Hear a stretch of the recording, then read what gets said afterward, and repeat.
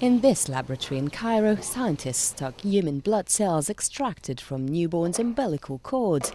It's the only lab of its kind in the Arab world. The stem cells are stored at -200 degrees Celsius, ready for transfusion if, years later, the person in question gets leukemia or another blood disease. It's a much simpler process than looking for a bone marrow donor, but it comes at a price, $2,000 minimum, and that doesn't include storage fees. Yet, since this lab opened a year ago, 300 people have come to register. People who choose to stock their stem cells have understood that they're securing their future.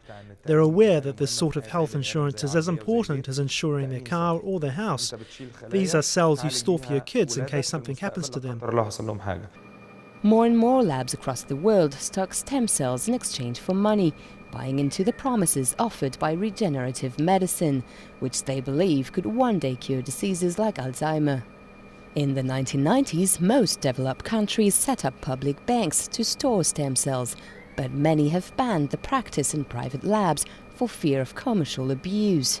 In Egypt, where 50% of the population lives below the poverty line, many think the issue simply doesn't concern them. This new service will only benefit the rich. Poor people can't even dream of storing their stem cells. They don't even think about it. Some here are now trying to convince the state to create a public cells bank so that access to modern medicine would no longer be defined by financial considerations.